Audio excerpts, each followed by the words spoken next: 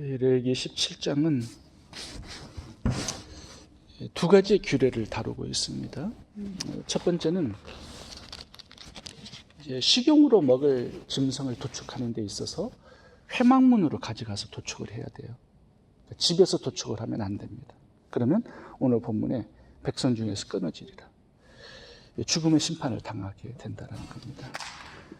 10절부터 후반부는 피를 먹지 말라. 이 두 가지 규례를 다루고 있어요. 제사용으로 쓸 짐승도 성막 안에서 잡았잖아요. 근데 식용으로 쓸 짐승까지도 성막 안으로 가지고 와서 잡아야 되었습니다. 이 굉장히 번거로운 일이거든요. 또 제사장이 얼마나 바쁘겠습니까? 제사가 많은데 거기에다가 식용으로 쓸 이 짐승까지 성막 안으로 끌고 와서 잡아야 되니 굉장히 귀찮고 번거로운 일이에요.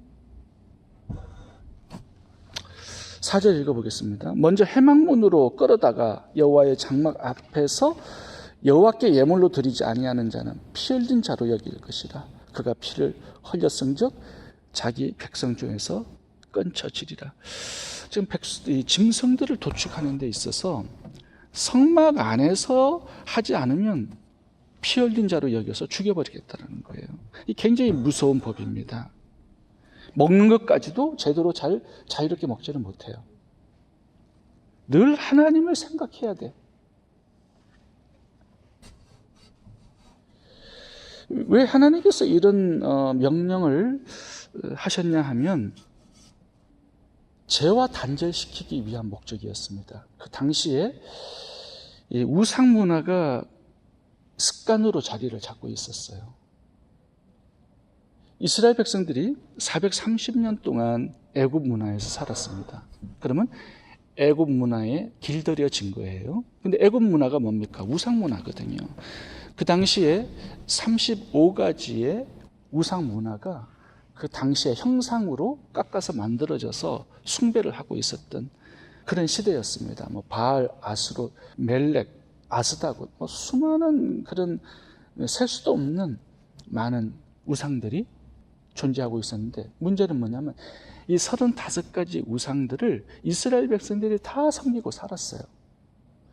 혼합주의 신앙이 이 이스라엘 백성들의 가장 큰 문제였습니다.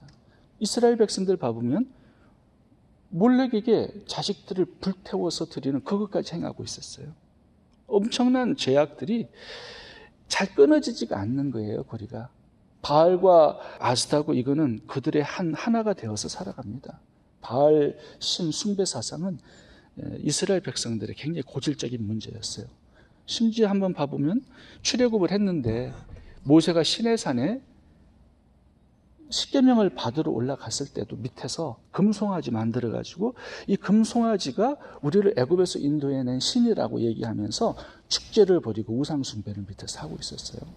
3,000명이 죽는 사건이 벌어지죠. 그런데 이것이 이상한 일이 아니었어요. 그 당시에는 하나님도 섬기고 우상도 섬기는 것이 이 혼합주의 신앙이 그 당시에는 일상화되었던 아무 문제가 없었던 그런 시대상이었습니다. 그러니까 다시 말하면 이스라엘 백성들이 출애굽을 해서 또 가나안 땅에 들어가서 다른 한 신을 섬기는 그것은 하나님도 섬기고 이 신도 섬기면 이 신에게도 도움받고 또 저 신에게도 도움받아서 35가지의 신을 섬긴다라는 것은 그만큼 안전하다라는 착각을 가지고 있었던 거예요.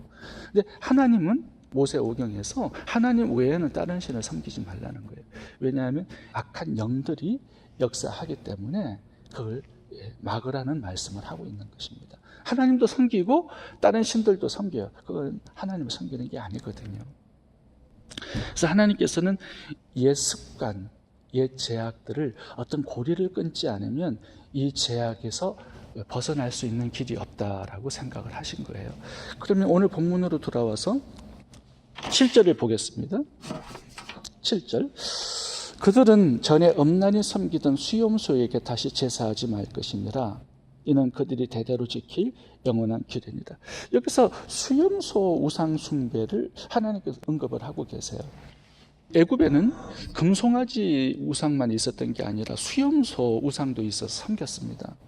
근데 이 수염소 우상숭배의 습관은 뭐냐면 고기를 일단 도축을 하게 되면 구워서 먹을 때 조금 떼어서 우상에게 던져요. 한국에도 뭐 이렇게 성묘를 가게 되면은 이렇게 던지잖아요. 음식을 산신령에게 주기 위해서 술잔도 막걸리 받아가지고 뿌려요. 그게 산신령에게 주는 겁니다. 근데 이게 그리스도인들도 그렇게 하는 사람들이 많아요. 그러니까 그렇게 해도 된다라고 생각을 하는 거예요. 혼합주의 신앙이죠, 이게. 그래서 이 고기를 띄어서 던지는 이것이 그들의 일상생활의 습관이었어요.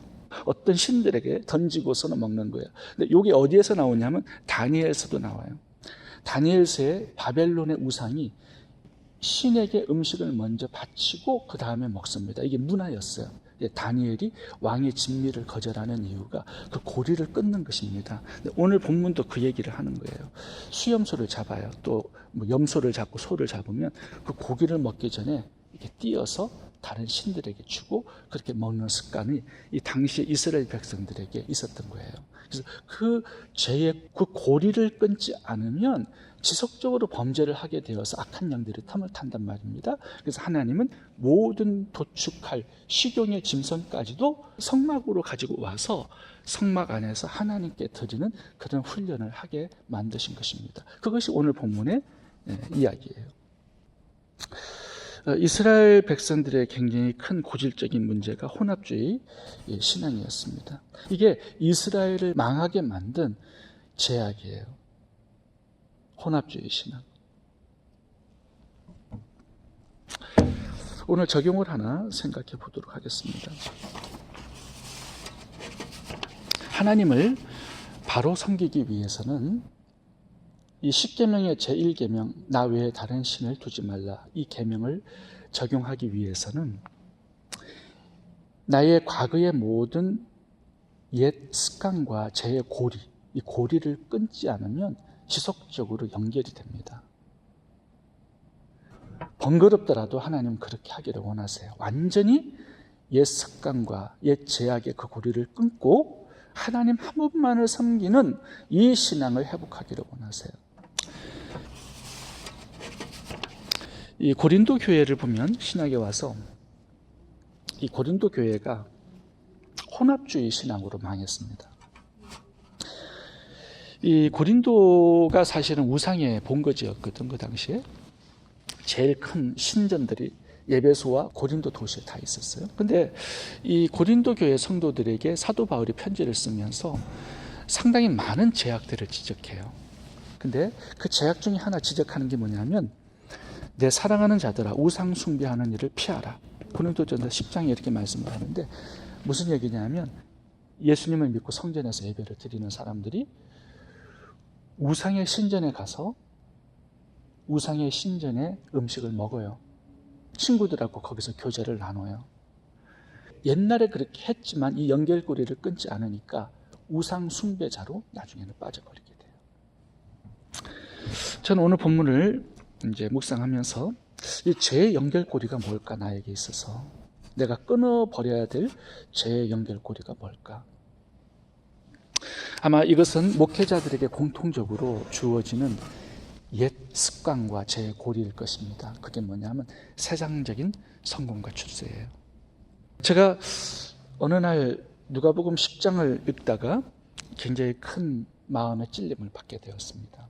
거기는 예수님께서 제자들을 내어보내서 이제 사역을 하게끔 하셨는데 제자들이 나아가서 예수님의 이름으로 귀신을 쫓아요. 예수님께 돌아와가지고 이제 사역 보고를 하는데 이 귀신들이 주의 이름으로 우리들에게 항복하더이다 이렇게 자랑하면서 예수님께 보고를 했어요. 근데 예수님께서 뭐라고 응답을 하시냐면 귀신들이 너희들에게 항복하는 것으로 기뻐하지 말고 너희들의 이름이 하늘나라의 생명록에 기록된 그것으로 인하여서 기뻐하라 이렇게 말씀을 하셨어요. 그게 무슨 말이냐면 사역의 성공은 어떨 때 실패할 수 있거든요. 순교도 하고 영혼 구원 하나도 못할 수 있어요. 그런 순교자들이 많잖아요. 내 사역의 성공 때문에 기뻐하고 그것 때문에 자랑스럽게 생각하고 그렇게 하지 말라는 것입니다. 너희들이 구원받은 그 자체 천국을 얻은 그 자체보다 더 기뻐할 일이 없다라는 거예요. 그것이 우리의 신앙의 기본이 돼야 된다라는 겁니다. 사역의 성공과 실패는 그거는 주어질 수도 있고 안 주어질 수도 있다라는 거예요. 하나님은 그거 보시지 않는다라는 것이죠.